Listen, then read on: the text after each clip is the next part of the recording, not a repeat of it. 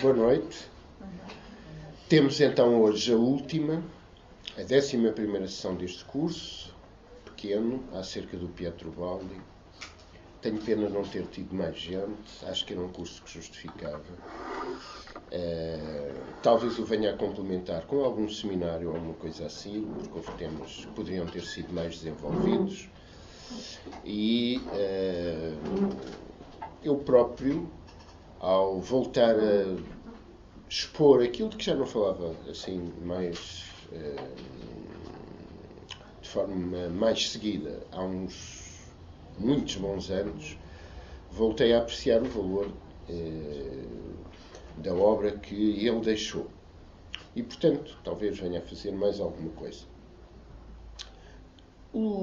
A temática que hoje vamos abordar é a questão. Eu inverti ali por lápis a ordem dos pontos. Primeiro, uma referência a religiosidades minoritárias no Ocidente, mas também a ordem indiferente. A figura do Cristo no sistema ubaldiano. E, finalmente, a apreciação da filosofia de Pietro Baldi à luz da teosofia, que eu pensava que fosse um tema em que nos iríamos alargar mais. No entanto, a verdade é que, como fomos dando nota, ao longo das diversas aulas, quase não houve nenhuma aula em que não fizéssemos essas comparações e, portanto, faremos agora apenas uma síntese relativamente breve. Antes de começarmos, e visto ser esta a última sessão deste curso, o das quartas, o segundo das quartas, continuará ainda por janeiro e até fevereiro, lembro que num próximo fim de semana, o 31 de janeiro e 1 de fevereiro, parece um pouco distante, mas em breve estaremos em janeiro, terá lugar aqui um seminário que considero particularmente interessante e de uma abordagem que não temos feito ainda, embora várias vezes tenhamos tratado de diferentes tradições espirituais, inclusive ao budismo, mas um seminário dedicado a uma obra magnífica, de extraordinária eloquência e valor, que se chama As 37 Práticas do Bodhisattva. E, portanto, aquilo que faremos é, à nossa maneira, um comentário ao longo desses 2 dias acerca dessas 37 frases repletas de valor e de significado. Portanto, relembro aqui, será em ambos os dias à tarde, a partir das 15 horas. É sábado e domingo? Sábado e domingo, exato. Ora bem, como tivemos a oportunidade de dizer logo na primeira sessão, e depois em uma ou outra ocasião repetimos, a figura central do sistema ubaldiano, pelo menos enquanto lhe possamos atribuir a algum tipo de humanidade, é a figura do Cristo. Não de Jesus, a quem ele rarissimamente se refere. Não sei, aliás, se em toda a sua obra ele fala alguma vez de Jesus. Sei que em um ou outro texto extravagante, digamos assim, fala em Jesus, mas invariavelmente, ao longo dos seus 24 livros, a referência é a Cristo. E os paradigmas que ele conhece, as menções que procede, as interpretações de textos e a sua comparação e aplicação com aquilo que ele vai expressando nos seus livros, são, na quase totalidade, as do cristianismo. Já falaremos um pouco mais disso. Não é que, já agora, ele não faça aqui e acolá, mas muito pontualmente, de forma muito excepcional, referência a outras religiosidades, que não aquela que, como todos sabemos, é maioritária no chamado Ocidente. Ele fala, por exemplo, de Buda e do budismo. Como referimos no livro Problemas Atuais, faz um pequeno estudo, um pequeno comentário da vida post-mortem, segundo o livro tibetano da vida e da morte. Faz uma curiosa referência em passant ao manicaísmo, alude às trindades de religiosidades antigas, quer da Índia, quer do Egito, não sei se mais alguma, não posso agora ter presente. Faz abundantes referências ao espiritismo, que acabou também, tal como o catolicismo, pelo menos setores do espiritismo, por rejeitar a sua obra. E faz uma referência ou duas à Teosofia, que eu me lembro no livro Problemas Atuais e também no livro O Sistema. Aproveito para dizer que soube há poucas semanas, por um amigo que recebe aqui as gravações do curso, o Paulo Batista, a quem agradecemos, que em contacto com a Sociedade Teosófica de Itália, ele soube que o Pietro Baldi, eu desconhecia, frequentou uma loja teosófica, alguns no norte da Itália, na sua idade de adulto jovem, e obviamente antes de depois ir para o Brasil. Bom, ele, por exemplo, da Teosofia, tem uma valoração positiva, dizendo, não obstante, que expondo as coisas em termos mais próximos das filosofias, das religiosidades orientais, particularmente as que nasceram na Índia no sentido vasto, isso constitui um quadro mental que é relativamente estranho para boa parte dos europeus e americanos, do chamado Ocidente. Não sei porquê, muito arrevesadamente em termos geográficos, a Austrália também é considerada Ocidente, mas, enfim, não vamos entrar agora nessas questões. A palavra Ocidente ganhou uma conotação um bocadinho ampla e, a meu ver, algo abusivo. Mas, enfim, isso não é agora relevante. Mas, bom, então as coordenadas principais na terminologia, nas aspirações, na tentativa de corrigir aspectos menos positivos que tenha desenvolvido. As referências de Pietro Baldi são as referências do cristianismo, aliás, como bom italiano, e a figura de referência é a figura do Cristo, desde o primeiro até o último livro, que, aliás, tem o título propositadamente foi o último, tem o título Cristo. E propositadamente porque no livro Deus e o Universo, que salvo erro é o 10º dos 24 livros, ele já referia esse propósito. Ele dedica um capítulo desse mesmo livro, Deus e o Universo, a Cristo, e desde logo promete que haverá mais desenvolvimentos noutros livros, o que com efeito aconteceu, mas que pensa culminar a sua obra com um livro inteiramente dedicado a Cristo, e efetivamente assim o veio a fazer. E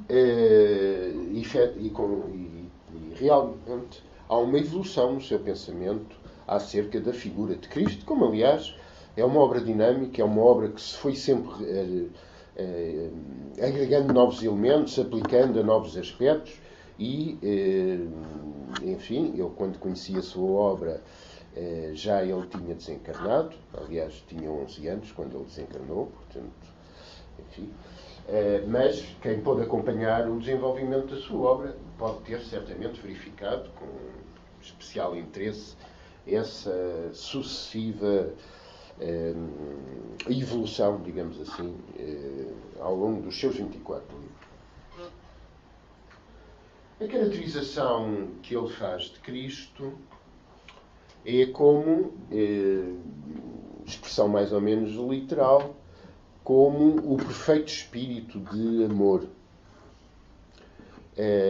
Algo de que eu discordo no que diz respeito à expressão perfeito espírito, porque entendo que não pode haver no nosso mundo algo que seja puramente espiritual. tem que se revestir sempre de alguma base substancial. Obviamente, se há aqui há uma ambivalência, digamos, nessa palavra puro espírito, se considerar não como puro espírito, mas como espírito puro, evidentemente essa qualificação é inteiramente justificável. E uma das notas sobressalientes em Cristo Jesus, do que conhecemos dos Evangelhos, é sem dúvida a qualidade do amor. Não que isso justifique, já agora, a pseudo-concepção popular acerca da figura de Cristo Jesus. A maior parte das pessoas que o referem não têm praticamente nenhuma ideia do que está nos Evangelhos e, em geral, na Bíblia acerca dele, não têm nenhuma noção. Pensam que ele só falou de amor e ajudem-se uns aos outros e deem esmolas aos pobres, e pensam, portanto, que as igrejas são assim uma espécie apenas, e as instituições religiosas, de associação de socorros mútuos. Bom, e de facto, já agora, como todos saberão, pelo contrário, em muitas circunstâncias, as palavras que nos Evangelhos se atribuem a Cristo Jesus são palavras extremamente acutilantes, extremamente determinadas. Todos conhecemos aquele episódio da expulsão dos vendilhões dos templos, que, aliás, muito curiosamente, em alguns evangelhos apócrifos, é contada de uma maneira ligeiramente diferente. Ou seja, o que ele verberava especialmente era a venda de animais para serem sacrificados ou para serem usados para a alimentação, ou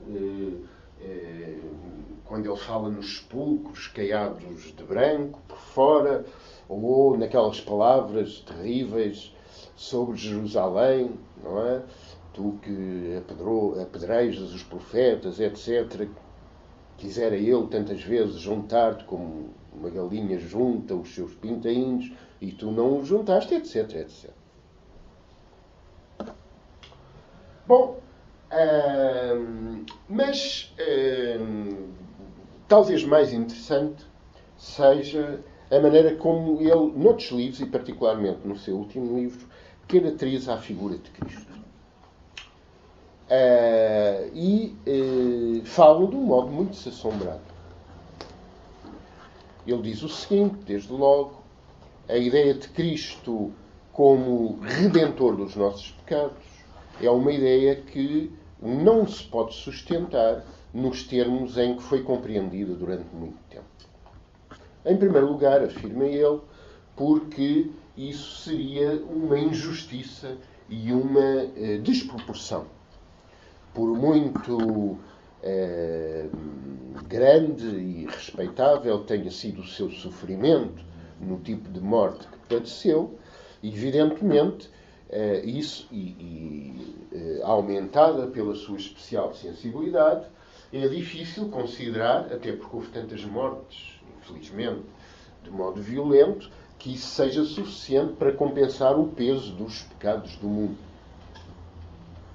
E, refere ele, e bem, não corresponde a uma noção de justiça nem de substância da evolução que seja alguém a fazer por outra o próprio esforço evolutivo que todos e cada um de nós devemos fazer.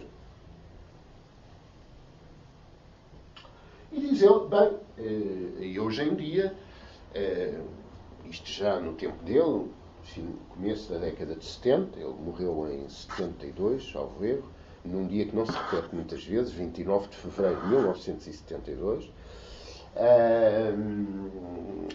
Hoje em dia é já relativamente ponderável a ideia de que pode haver muitos mundos habitados para além do planeta Terra, não é? E é duvidoso que Cristo tivesse que passar por essa experiência, por esse sacrifício, e é duvidoso que, a ser ele necessário em todos esses mundos habitados, fosse sempre a mesma figura, o mesmo o nosso Cristo a fazer essa função, digamos, redentora. Bom, e acerca disso ele diz, bem, com certeza em outros mundos habitados houve figuras semelhantes às de um Cristo que foram, digamos, representantes da divindade, do divino, para prestar a sua assistência à humanidade e aos outros seres desses outros planetas. E aproveito para dizer uma coisa que há pouco não referi, a propósito de outras religiosidades. O Pietro Baldi diz também uma coisa que é de todo o bom senso, julgo eu, dificilmente hoje pode ser escamoteado. Ele, de algum modo, considera que a manifestação, a vida de Cristo, é como que a expressão não é dele, é o centro da história do nosso planeta e, portanto, é a manifestação plena do divino. Bem, mas ele diz o seguinte, é absurdo considerar, e nesse caso, deste modo, ele, portanto, valoriza outras espiritualidades, outras religiosidades, é absurdo pensar que, antes de Cristo, noutros tempos e noutros lugares, a humanidade foi deixada sem existência, sem grandes seres que tenham trazido também o seu impulso, o seu ensinamento, o seu exemplo.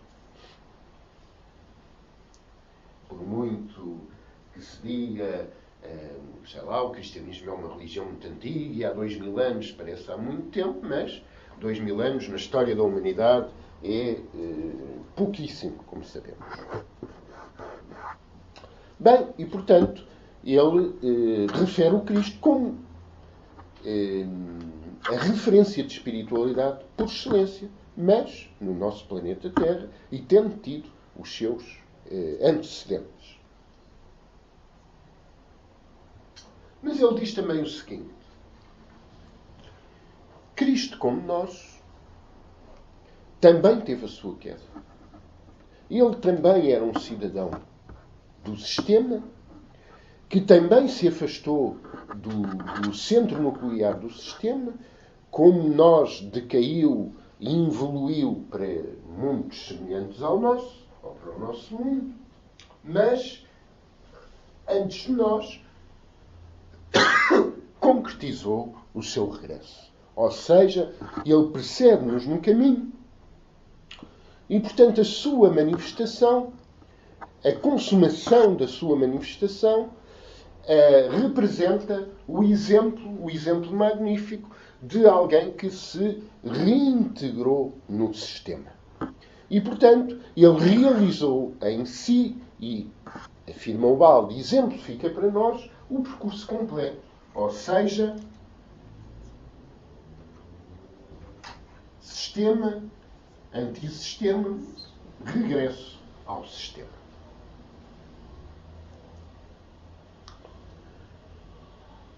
E a sua função, digamos, redentora, não é de fazer o trabalho por nós, ou de, no fundamental, aliviar o karma individual e coletivo dos seres humanos. A sua função é de mostrar, exemplificar, orientar, de certo modo, o caminho que nós, trilhando os seus mesmos passos, haveremos de fazer para sermos também, um dia, reintegrados no sistema. E é essa a sua função salvífica, digamos assim, a sua função redentora. Obviamente, como Pietro Baldi também faz notar, estamos aqui fora, muito fora, da noção do Cristo histórico, do Jesus histórico. É verdade que aqui e acolá, ao longo da sua obra, ele toma, na sua literalidade, vários episódios históricos da vida de Jesus e de figuras coligadas, por exemplo, de Judas, etc. Bom, mas, não só no último livro, mas sobretudo neste último livro, Cristo, ele diz, bem, o aspecto histórico é o aspecto menos importante. Aquele sobre quem tantas obras foram escritas, o aspecto da vida histórica de Jesus, o que é que fez, o que é que não fez, onde é que teve, é são os aspectos mais epidérmicos. São os aspectos, eu também uso muito esta expressão, e talvez estes termos até sejam mais meus do que dele, mas enfim, ele afirma, são episódios epidérmicos e contingentes.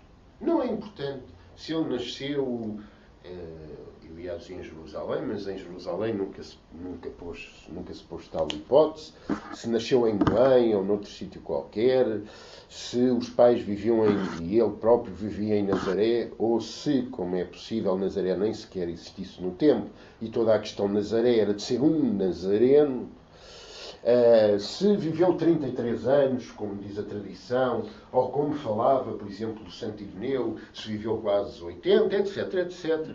Essas questões são se nasceu mesmo por volta do ano 1 da nossa era, ou se nasceu umas décadas antes. Tudo isso é do domínio do contingente. Certo? Nasceu na Palestina, podia ter nascido na China, ou na Guatemala, convém variar os exemplos, não é? Ou em Portugal, quiçá. Nasceu há 2000 ou há 2000 e tal anos, podia ter nascido há 500 ou há 20 mil. Isso, como chamou-se Jesus, podia-se ter chamado João ou Elias ou outra coisa qualquer. Isso tudo é do domínio do contingente. E o relevante é aquilo que ele significa. E de que mesmo as palavras são apenas expressões parciais. E cada vez sabemos mais que foram. Não é? Hoje em dia, mesmo muitos estudiosos que, apesar de tudo, são cristãos, são teólogos cristãos, reconhecem que 5/6 dos ditos atribuídos a Jesus nos 4 evangelhos canónicos são, pelo menos, muito duvidosos ou seguramente não foram ditos por ele. Não é? E, portanto, há uma natureza crística, digamos assim, muito para além de factos ou até de frases objetivas.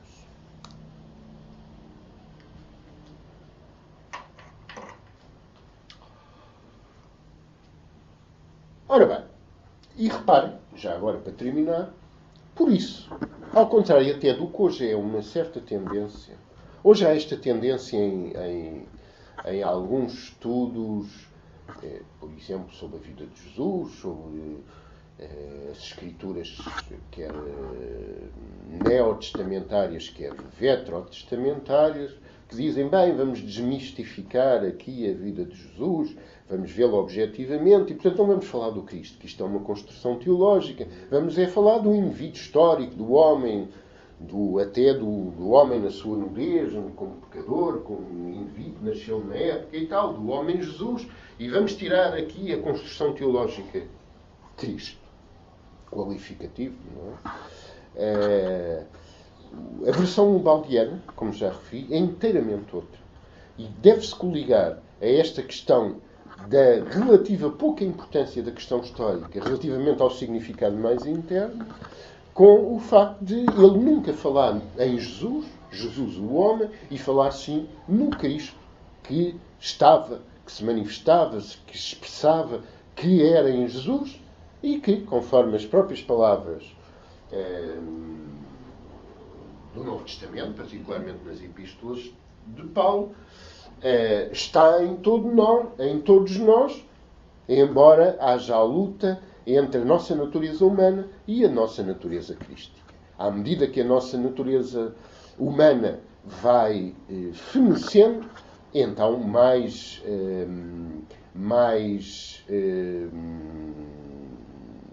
pujantemente é Cristo que vive em nós, para usar a expressão de Paulo, do apóstolo Paulo.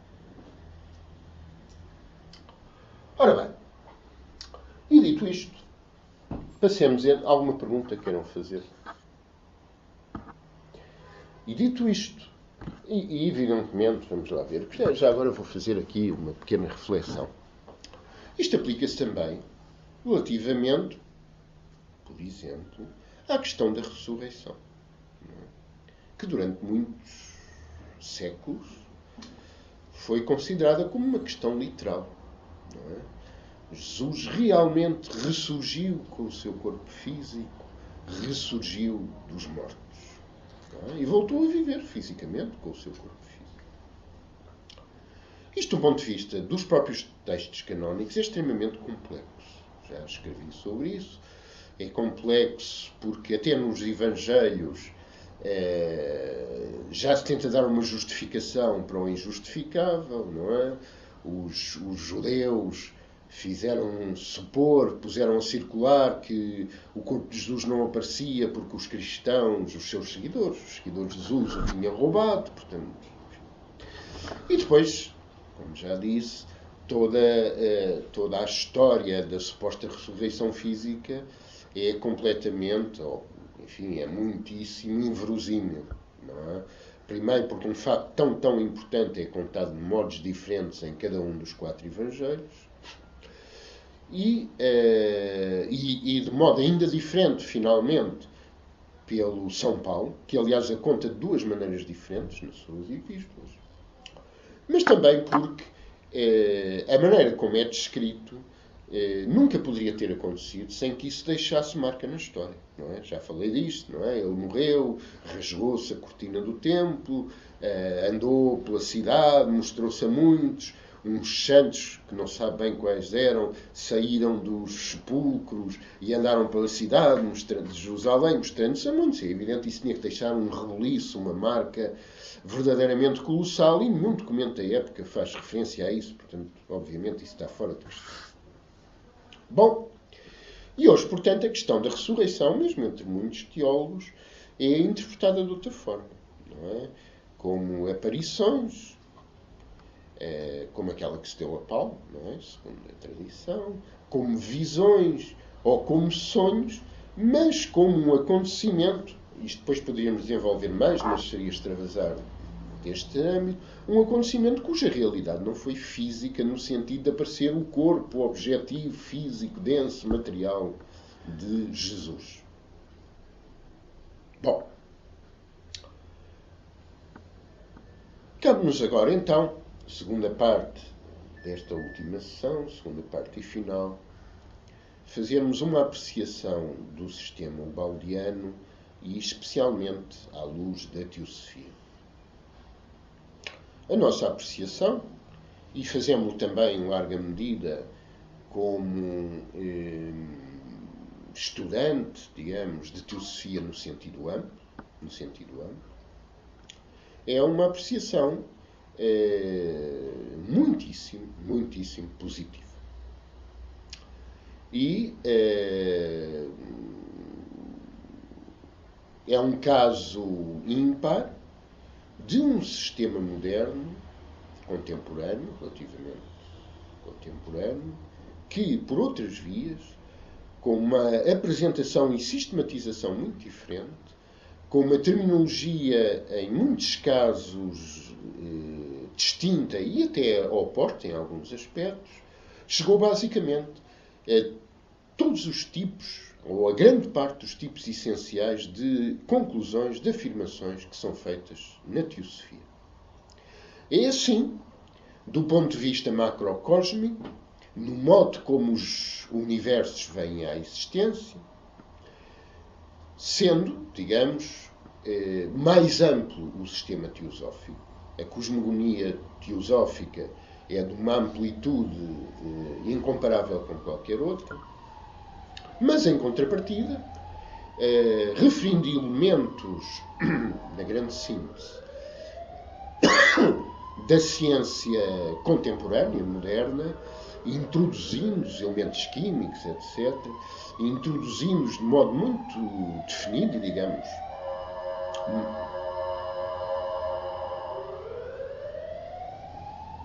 mais concreto, no seu sistema. E dali, aliás, a correspondência mantida com alguns cientistas, designadamente físicos, proeminentes e de vanguarda do seu tempo.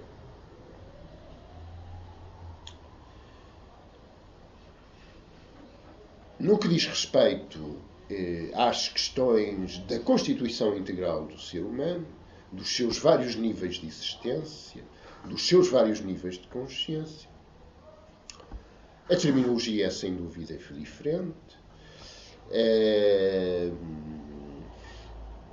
O desdobramento setenário, se bem que apareça algures, de algum modo, no livro Queda e Salvação e no livro Ascese Mística, conforme, aliás, os esquemas que distribuímos, não é tão nítida, não é tão definida, não existe um destrinçar tão claro de funções como no sistema teosófico.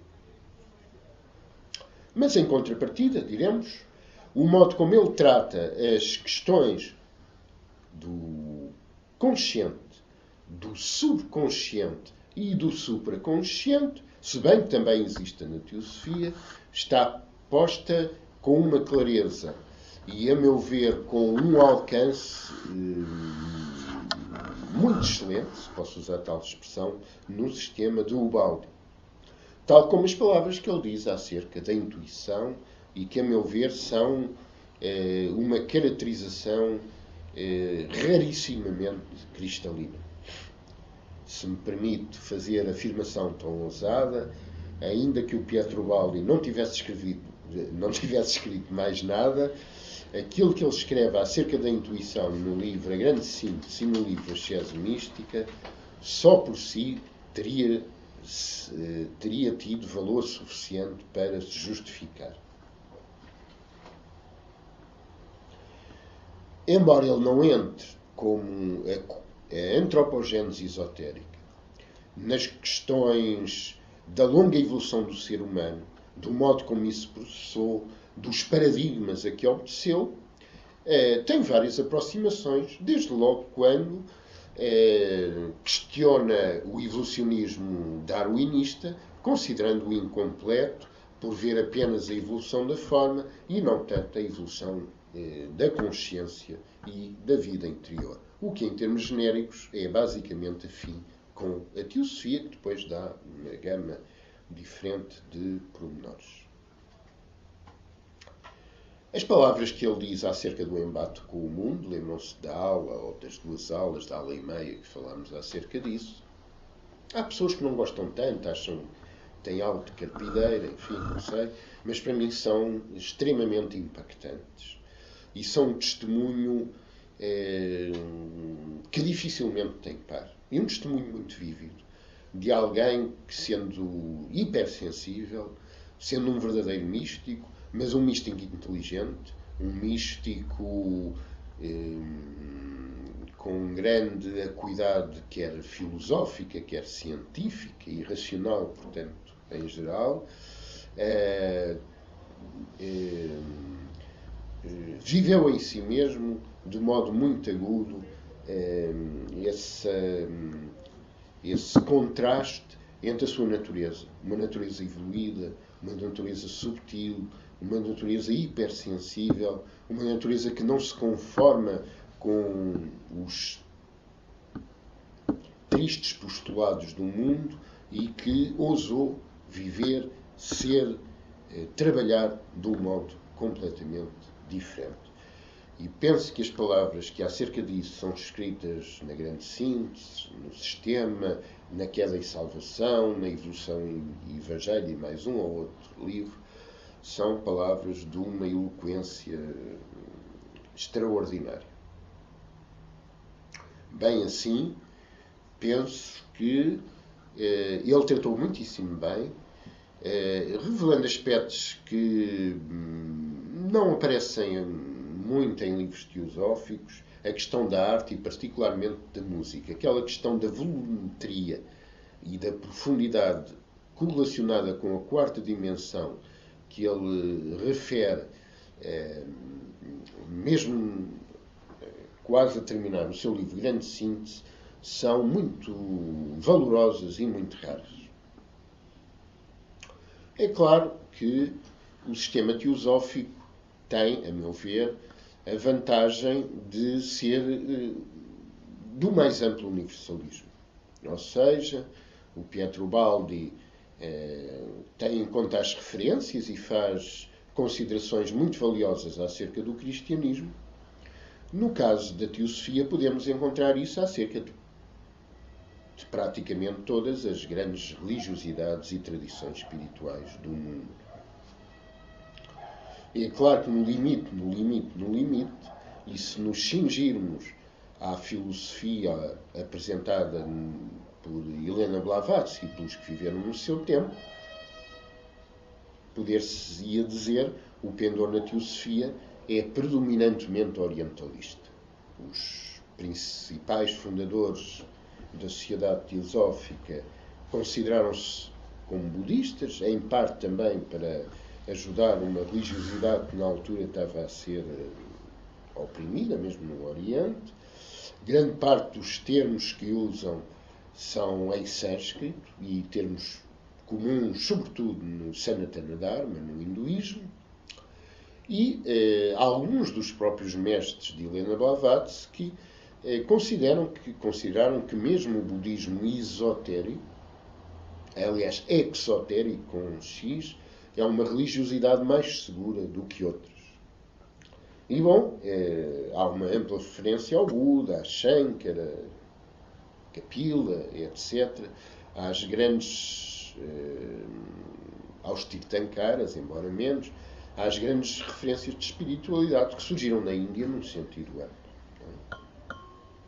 Mas também há, quer em Helena Blavatsky, várias referências a sistemas mais ocidentais, não apenas ao cristianismo, mas à Cabala, há amplos desenvolvimentos, ao gnosticismo, que era o que se cruzou com o cristianismo, que era aquele que não se cruzou, à tradição pitagórica, platónica, neoplatónica, e, em geral, nesse aspecto é um trabalho ímpar, às mitologias dos mais diferentes povos, quer dos povos europeus, quer dos povos à volta do Mediterrâneo, quer dos povos do Médio e Extremo Oriente, quer até dos povos nativos do continente americano.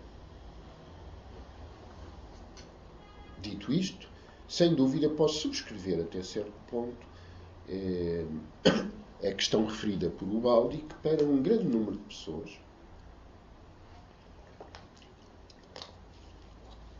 os termos apresentados por ele são, porventura, mais facilmente lidáveis, mais facilmente compreensíveis do que os termos usados, sobretudo, nos tempos iniciais da sociedade teosófica. Como sabem, muitos, pelo menos, a questão terminológica nos primeiros dias da teosofia contemporânea foi extremamente complexa. Por exemplo, naquela questão das cadeias, das rondas, dos globos, mudou-se até várias vezes de terminologia, à medida que se tentou encontrar alguma mais adequada, e em outros, não me vou alargar nisso, foi muito difícil encontrar sucedâneos das palavras em sânscrito ou, porventura, em Pali, porque realmente elas estão mais carregadas de significado, desde logo etimológico, do que as palavras comuns aqui, por exemplo, na Europa. Mas também tem a vantagem, clara, para muitas pessoas, do uso de termos que conhecemos mais do dia a dia. Lamento que até agora a obra de Pietro Baldi não tenha tido desenvolvimento. Penso que por um lado é bom que tivesse sido deixado intocado, não é? Há alguns desenvolvimentos da obra de Helena Blavatsky e por outros autores nem sempre foram felizes, mas a verdade é que, por exemplo, filósofos e estudantes de teosofia puderam aplicar isso a muitos domínios, mas se aplicaram com o tempo, ao longo dos anos. Há dezenas e dezenas de autores teosóficos, alguns, enfim, não de especial qualidade, mas vários que fizeram, têm feito, estão a fazer obras valorosas. Não assim na tradição de Pietro Baldi, que espero que, no entanto, possa ir influenciando mais outros autores, porque, sem dúvida, é merecedor de tal. Também, como disse, do ponto de vista teosófico, a questão da queda não é aceita na sua literalidade. É aceita enquanto imagem fundamental. Ou seja, a literalidade de estávamos num sistema perfeito, mas depois houve uma espécie de revolta e rejeitámos e viemos por aí abaixo. é questionável em termos literais, mas é valiosa em termos de enfatizar a noção de afastamento e de retorno. Certo? E das consequências que Pietro Baldi extrai muito bem, das consequências que, no fundo, estão aludidas na segunda proposição de doutrina secreta, com a lei da periodicidade, as consequências dessa queda, ou desse afastamento, ou, se quisermos, palavra que, como sabem, eu referi, gostei muito, dessa alucinação. Portanto, dessa ilusão que é o que ele chama antissistema. Não é? E, tal como na doutrina secreta, a lei da periodicidade macrocósmica é relacionada quer com os ritmos da natureza, não é? Quer com os nossos ritmos, nomeadamente, quer o ritmo respiratório, tão importante, quer os ciclos reencarnativos, o mesmo é feito na obra de Pietro Baldi. Essas referências entre o grande e o pequeno, o macro e o microcosmos, são um modo de encarar a questão da reencarnação de forma muito mais profunda do que a versão vulgar. Nós vimos cá muitas vezes e tal, andamos aqui às voltas, etc. Mas falta um enquadramento disso de acordo com uma lei, de acordo com ritmos maiores que nós, em nós mesmos, reproduzimos. O Pietro Baldi faz, e julgo que faz até certo ponto bem, põe a ênfase na questão da transmutação do desejo, na sublimação do desejo, em vez da versão mais oriental, hinduísta e budista, de mata o desejo. Se bem que, possivelmente, o modo como essas expressões chegaram ao Ocidente e a sua tradução sejam algo desvirtuadas e exageradas. Mas, enfim, enquanto que a tradição da velha Índia antiga, da velha Índia e da tradição arcaica, acentua, por exemplo, a questão das vidas sucessivas apenas como uma tragédia, certo? Como um tormento de que nos temos que afastar quanto antes. Bom, em Ubaldi também há essa questão de tragédia e de condenação. Segundo ele, temos as reencarnações porque o sistema porque nos afastamos do sistema. Bem, mas a partir daí o processo encarnativo é um processo de conquista. É um processo que, sendo sofrido, é bom porque nos vai dando sempre novas e novas oportunidades de conquistar ou de reconquistar qualidades. E, portanto, não é apenas uma ética de renúncia, mas uma ética de conquista e de criação.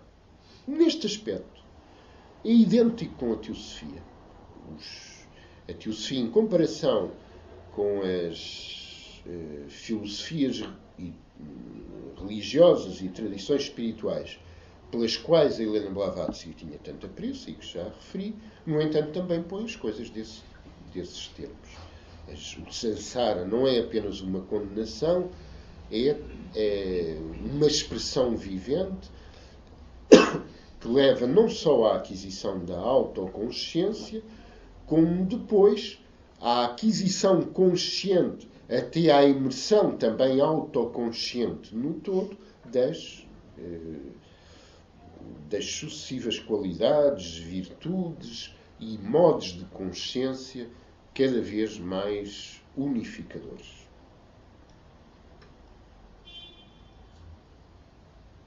Portanto, e para terminar, e se me permitem a referência pessoal, conhecendo eu, não sei se bem ou mal, mas amplamente o sistema teosófico, e conhecendo, apesar de tudo, também amplamente o sistema de Pietro Baldi, repito, o sistema teosófico tem mais perspectivas, é mais completo.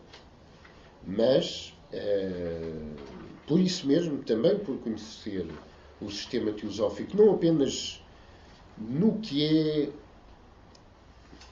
episódico e contingente, mais uma vez, do que é do domínio dos termos e até das tendências pessoais e das circunstâncias de tempo, não é?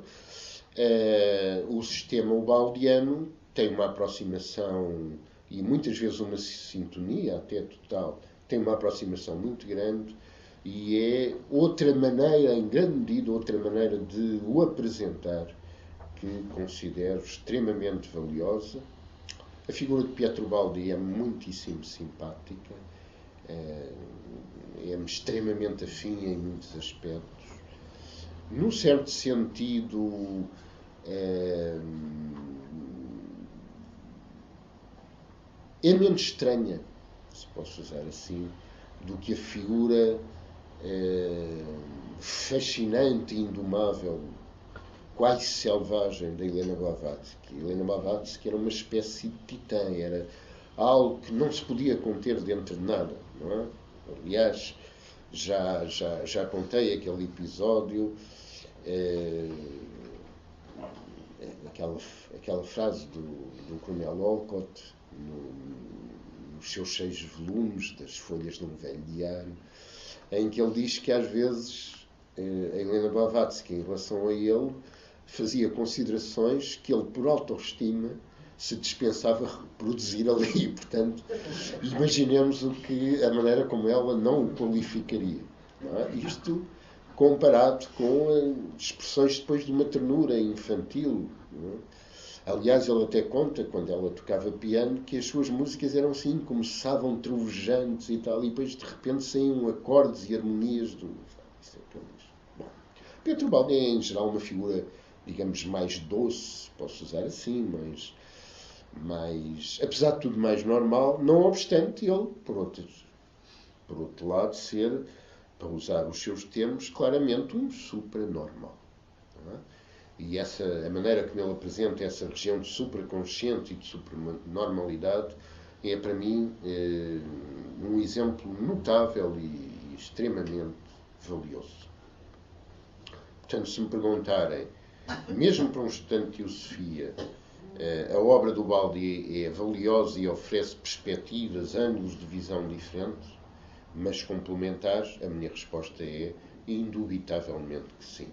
E para muitas pessoas até poderá ser uma via, quiçá, preferível, por maior afinidade, por aquele tipo de exposição, aquele tipo de palavras, dizerem mais ao leitor em particular e, através dessa via, em última instância, chegará a muitas conclusões que fundamentalmente são as mesmas que as apresentadas, por exemplo, na obra de Helena Blavatsky.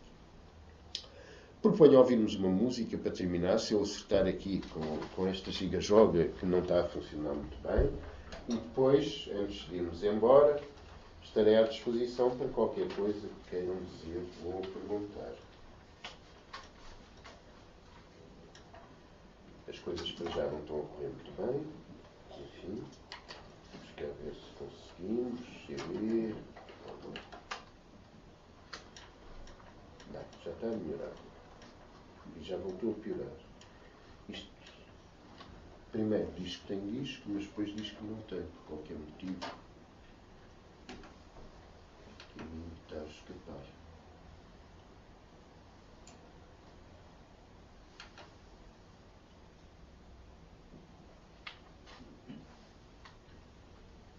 Estou a regredir, porque eu antes conseguia sempre pôr.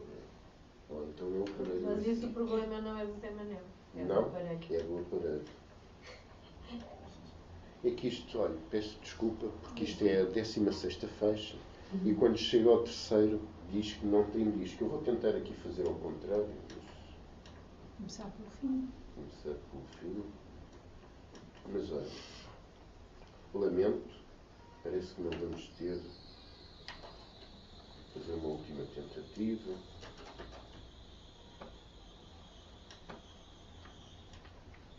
Não, vai para o não disco. Peço imensa desculpa, mas somos alheios, como se dizia antes, nos anúncios da televisão. Somos alheios, ou como se... Até houve uma coisa, uma vez achei imensa graça, porque houve uma das interrupções muito frequentes na altura Da RTP. da RTP e disseram o seguinte: a nossa emissão já está estabelecida. Portanto, os senhores espectadores que tiverem o aparelho desligado podem já ligá-lo. Não sei como é que eles poderiam ouvir aquilo tendo o aparelho desligado, mas pronto, salvaguarda-se a boa vontade. Não é? Bem, alguma coisa que queiram dizer ou perguntar? Nada havendo, desejo um bom Natal, um bom ano. E até dia 7, quem vier aos cursos de quarta-feira, ou até outra oportunidade, até dia 31, ou em qualquer circunstância em que queiram fazer o gosto, a minha, a nós, sempre, de aqui vir. Muito obrigado a todos pela vossa atenção. Obrigada. E até sempre. Festas, natais. Obrigado.